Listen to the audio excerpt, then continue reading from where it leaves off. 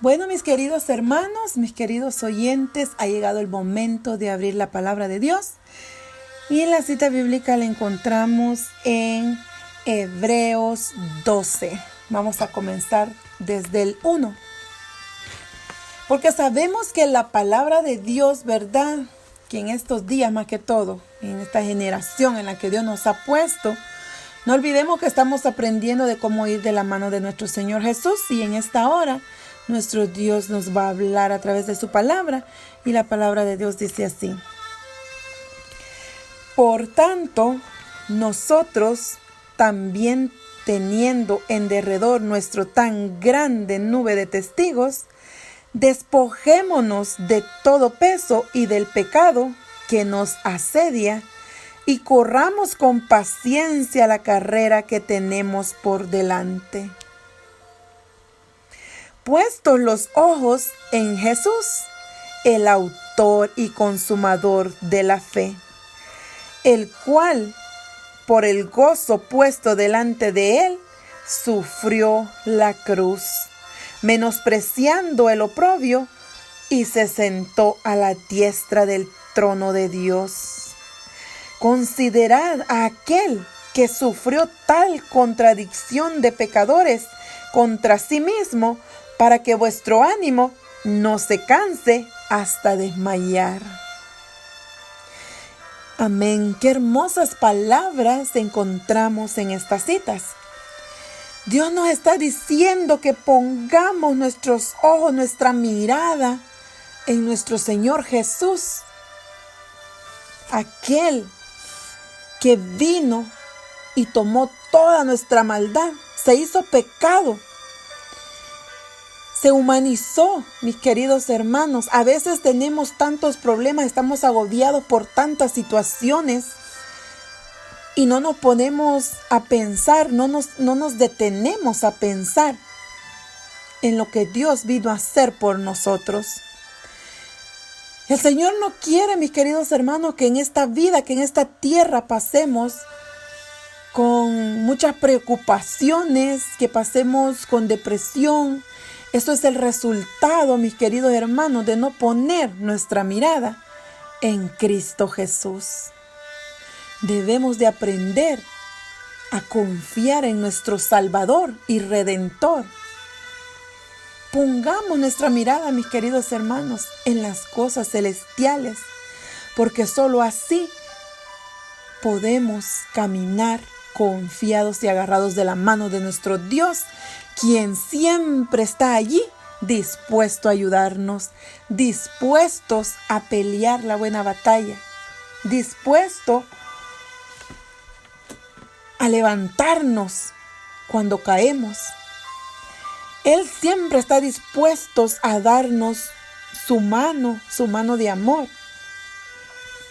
Vamos a seguir leyendo. Dice así, en el versículo 4, porque aún no habéis resistido hasta la sangre, combatiendo contra el pecado, y habéis ya olvidado la exhortación que como a hijos se os dirige, diciendo: Hijo mío, no menospreciéis la disciplina del Señor, ni desmayéis cuando eres reprendido por Él, porque el Señor al que ama disciplina y azota a todo el que recibe por hijo.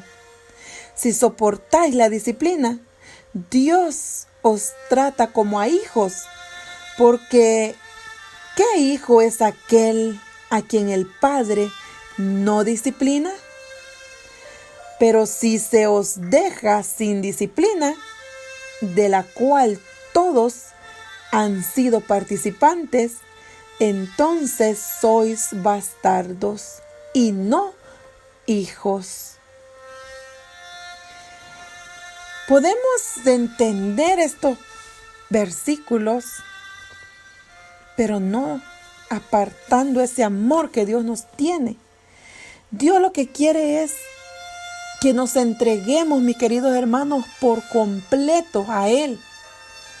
Porque solo entregados a Él podemos sentir ese amor de un padre que quiere corregirnos, que quiere enseñarnos, mostrarnos el camino que debemos de seguir. Por otra parte, dice la Escritura, tuvimos a nuestros padres terrenales que nos disciplinaban y los venerábamos. ¿Por qué no obedeceremos mucho mejor al Padre de los Espíritus y viviremos? Y aquellos ciertamente por pocos días nos disciplinaban como a ellos les parecía, pero para lo que nos es provechoso, para que participemos de su santidad. Es verdad que ninguna disciplina al presente parece ser causa de gozo, sino de tristeza, pero después da fruto apacible de justicia a los que en ella han sido ejercitados. A veces pensamos que las disciplinas son algo que nosotros, ¿verdad? No nos parece, es algo malo, es algo que no aceptamos así con corazones dispuestos, ¿verdad? Aceptarla. Pero el Señor nos está llamando, mis queridos hermanos, y nos dice que nos sometamos a Él, que aceptemos las disciplinas que Él nos da. En esta hora, nuestro llamado es que pongamos las cosas, pongamos nuestra mirada en Cristo Jesús, solamente en Él, porque solo en Él podemos tener salvación.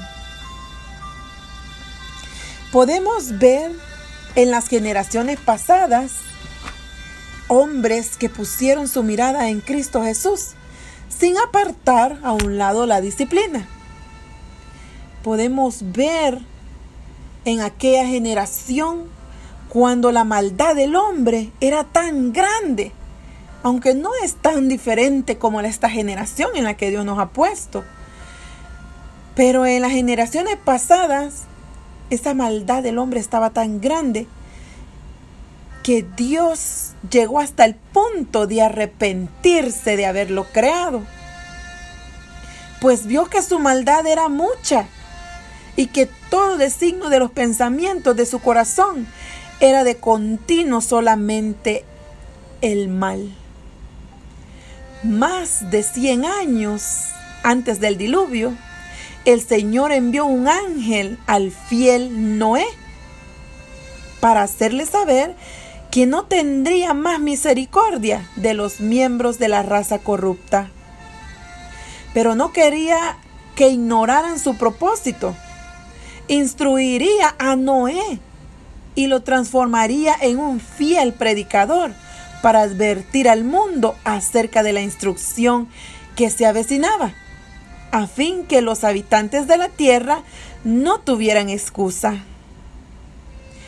Aquel patriarca debía de predicar a esa gente de esa generación y también construir un arca según las indicaciones de Dios para salvación de sí mismo y su familia.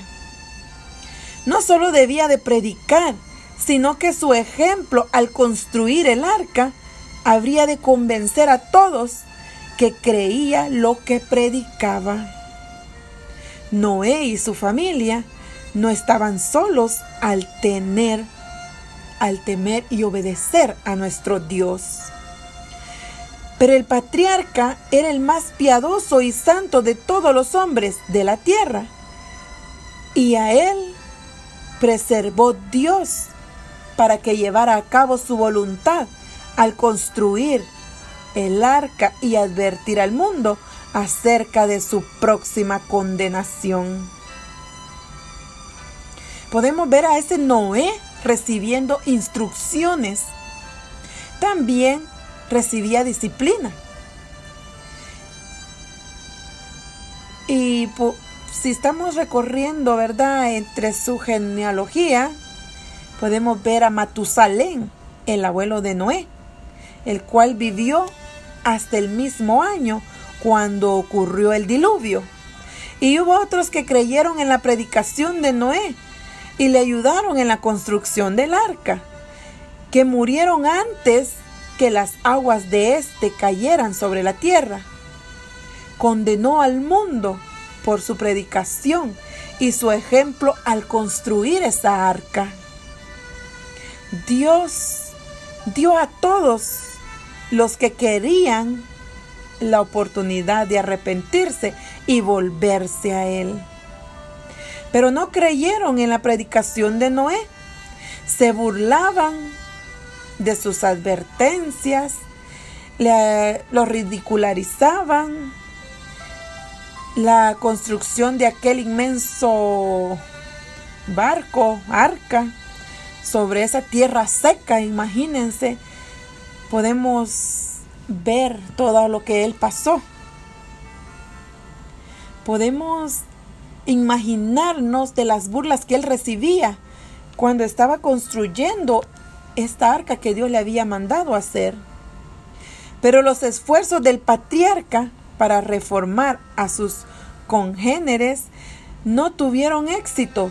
Por más de 100 años perseveró en sus intentos por conducir a los hombres al arrepentimiento y a Dios. Cada golpe que se daba en el arca equivalía a una predicación. Noé dirigía, predicaba y trabajaba, mientras la gente lo contemplaba con asombro y lo consideraba un fanático. En esta generación, mis queridos hermanos, a veces nos topamos con la misma situación. Predicamos, dirigimos, trabajamos, mientras que la gente a veces contempla con asombro y lo considera como un fanatismo. Pero no, mi querido hermano, debemos de apartar todas esas malas murmuraciones y poner nuestra mirada fija en aquel que nos ha enviado a hacer una gran obra. Porque así como Noé mandó a hacer esa obra, en esta generación también Dios nos está llamando a hacer una gran obra en estos días. Así es, mi querido hermano, el llamado está. Pero pidámosle a Dios que nosotros demos una buena respuesta. Y le damos gracias a Dios porque a pesar de que ya estaba predicho que la tecnología, ¿verdad?, la ciencia aumentaría, pero debemos de también poner en las manos de Dios para que podamos ser guiados por Él y poder usar bien esta ciencia que ha aumentado tanto. Por medio de la tecnología podemos ver cómo Dios cumple sus promesas. Y por eso, mi querido hermano, no tenemos que estar afligidos, angustiados, porque tenemos una promesa más grande, que es que Jesús dijo que vendría por su pueblo. Y como Él dijo, lo hará. Por eso debemos de tener en cuenta, mis queridos hermanos, y en esta generación, que nuestro Señor Jesús va a venir un día por su pueblo. Ese pueblo que le es fiel, ese pueblo que está ansioso esperando su venida. Ese pueblo que mientras que otros murmuran, ese pueblo está trabajando, está llevando las buenas nuevas de su evangelio a todo aquel que necesita, que está sediento de nuestro Señor Jesús. Él va a venir por ese pueblo, ese remanente. Radio Nueva Generación Adventista, llevando un mensaje de esperanza a todo el mundo en esta generación.